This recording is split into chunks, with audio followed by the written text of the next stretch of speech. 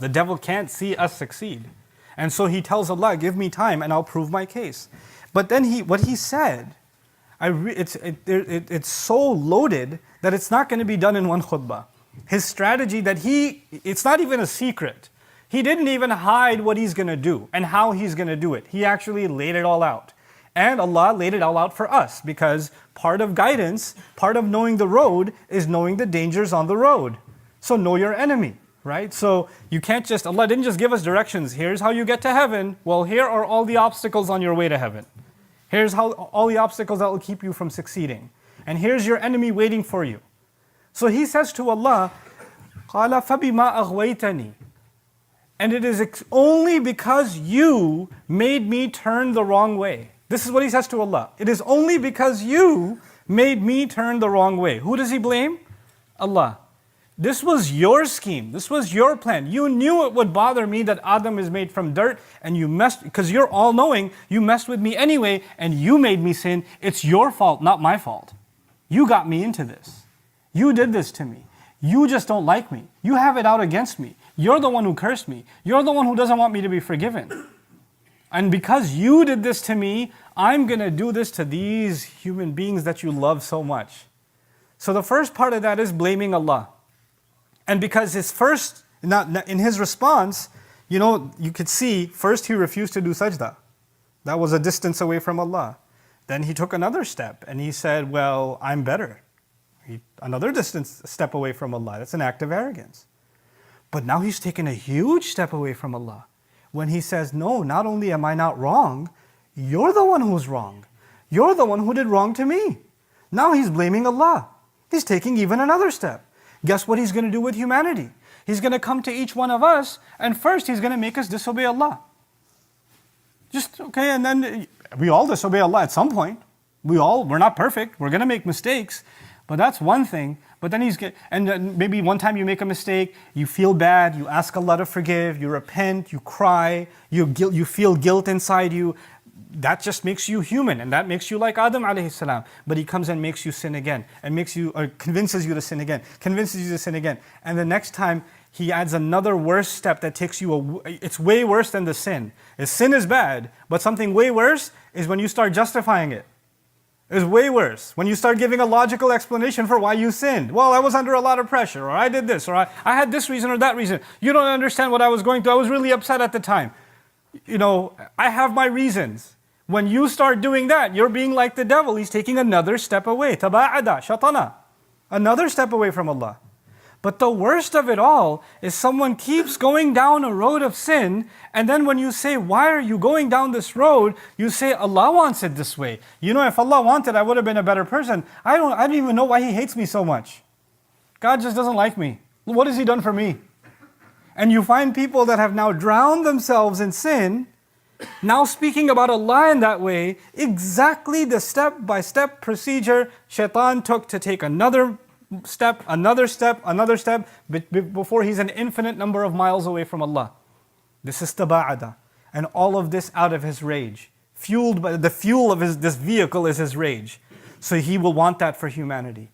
And so he says now to Allah, you're the reason. You're the cause. And you know what? Not only do I want to get away from this, from my road to Allah, but he says, لَأَقْعُدَنَّ عَلَى صِرَاطِكَ الْمُسْتَقِيمِ. He promises to Allah, أَقْعُدَنَّ لَهُمْ صِرَاطَكَ الْمُسْتَقِيمِ. I promise to you, and I swear to you, and I swear to you, and I swear to you. This is called lam al-tawqid and nun thaqila in grammar. What that means is, it's really hard to translate in English.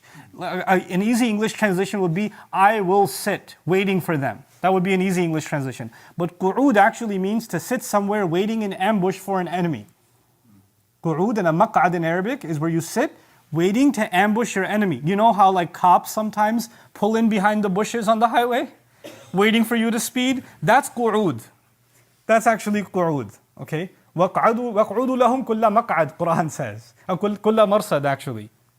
A place of ambush. But anyway, the idea of qu'ud is to sit somewhere a long time. And qu'ud is different from julus. If I sat on this chair and got up, that's julus. But if I was in qu'ud, I would take my time. So he's got all the time in the world. If you're not messing up, he's okay. He's like, I'll get you eventually. I'm waiting, I'm waiting, I'm waiting. He's studying you. إنهم يرونكم هو وقبيله من حيث لا ترونهم. He and his minions are constantly watching you, surveying you from places you can't imagine. They're studying your behavior. They're looking at how you respond to things. They look at what upsets you, what makes you happy, what makes you slip, and then they use that against you. You're literally the psychological subjects of these devils. And so he promises Allah the strangest promise. He says, I will wait for them, I will wait there for them. I swear to you, I will wait, and I will wait. Where? On your path that is straight. On your straight path. Sometimes people ask the question, I understand when disbelievers mess up. I understand when people who don't believe in God are drinking and clubbing and adultery and all this other stuff. I get it. But I don't understand why people that look religious, act religious, talk religious, they know Quran, they've memorized, they're wearing hijabs, they just came from Hajj. And look at what they're doing. Look at how they're talking. Look at how they're behaving. These are supposed to be good people, and look at how they're messing up. Guess who he comes after more than anyone else?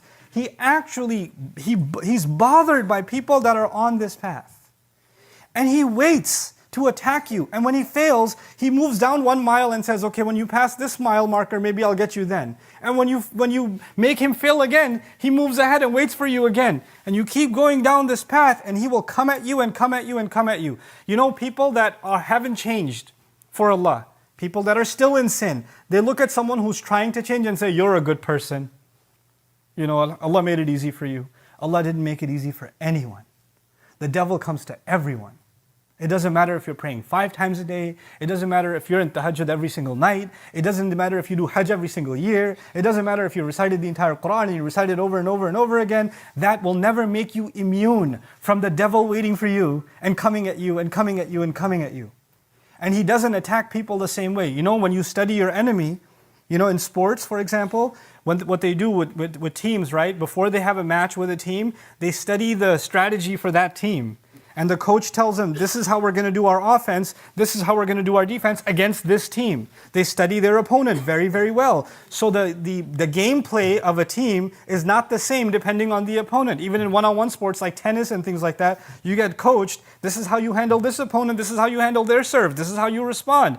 This is exactly what the devil does. His attack is not the same for me as it is for you. He's not going to attack you the same way he attacks me. He will study you. Find out your weaknesses and come at you from your weaknesses. He'll study me, find out my weaknesses, come at me from my weaknesses. And he knows that Allah has given him that time where he can just sit back and just watch and study and observe, and then come and suggest, and then come and give whispers. And that too, all of it on Allah's straight path. So you know what we're learning? That the hardest thing to do is to actually take one step towards Allah. So the hardest thing to do. Not make 1,000,000 miles of progress. One step towards Allah. Because when you're about to take that one step, He goes, wait. You were my friend. Because when you're going in the other direction, you're the devil's friend. But if you turn towards Allah, you just became his enemy. You're the reason he got kicked out. He wants to prove that everybody can be his friend in hell. So when you turn around even a little bit, and you take even one step, the devil will come at you in every single possible way he can to dissuade you from turning back. I've even met people that say, everything is going smooth in my life until I start praying. When I start praying, problems start happening. All of a sudden my friends are mad at me. All of a sudden my health is going bad. All of a sudden I'm having this trouble or that trouble or the other trouble. So I'm just scared of praying because things just start messing up. I knew a scholar one time who, his mother was Christian, and she was thinking, he kept inviting her to Islam, and he's old himself, and his mother's very old, and he keeps inviting her to Islam, and she's not ready to leave. And one time she decides that she's thinking about Islam, and she starts getting nightmares every night. There's literally nightmares every night. And every time she'd hold on to the crucifix and then go to sleep, the nightmares disappear. The devils know that you're taking a step, and they've got to come at you. They've got to make sure you go back and be their friend. So he says, I will sit there waiting like a roadblock on your straight path. But then how is he convincing us to turn away? In these few minutes that I have left, I want to give you a picture of what's coming in the next khutbahs.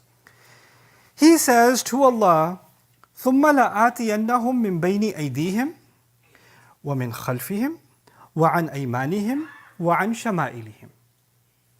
He says, I will attack them from 4 directions. I will attack them from the front, I will attack them from behind, I will attack them from the right, and I will attack them from the left. From the front, from behind, from the right, and from the left. Now, that could just mean I'm going to attack him for all sides.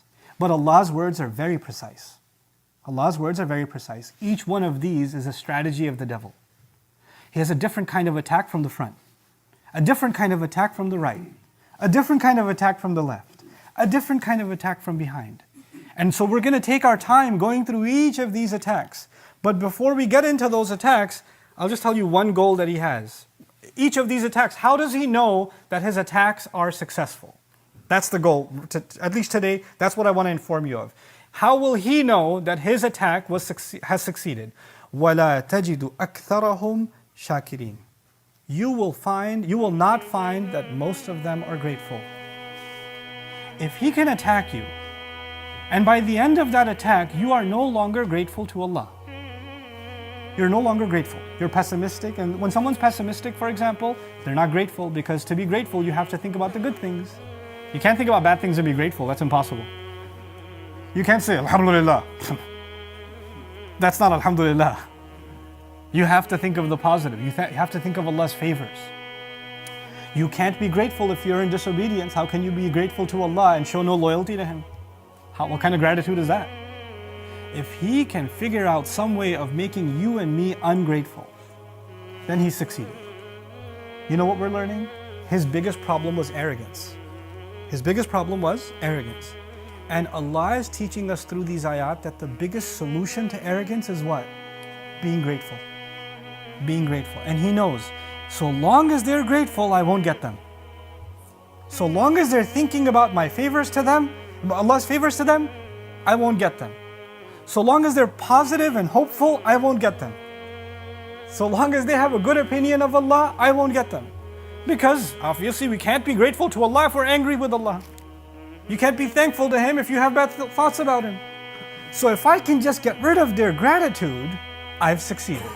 And He will try to get rid of it from the front, from the right, from the left, and from the back. And these are the attacks that inshallah ta'ala we're going to try to explore in some detail. What does it mean that the devil is coming at you from the front? What does it mean that he's coming at you from behind? What does it mean that he's coming at you from the right and from the left? And inshallah ta'ala, as we study that, you have to ask yourself, maybe for you, the attack from the front is your problem. Maybe for your friend, the attack from the left is the problem. Maybe for another friend, the attack from behind is the problem. He won't get all of us the same way. He'll see, oh, this one didn't work, I'm going to try this side. Oh, that didn't work, I'm going to try the other side. Oh, that didn't work, this one got him.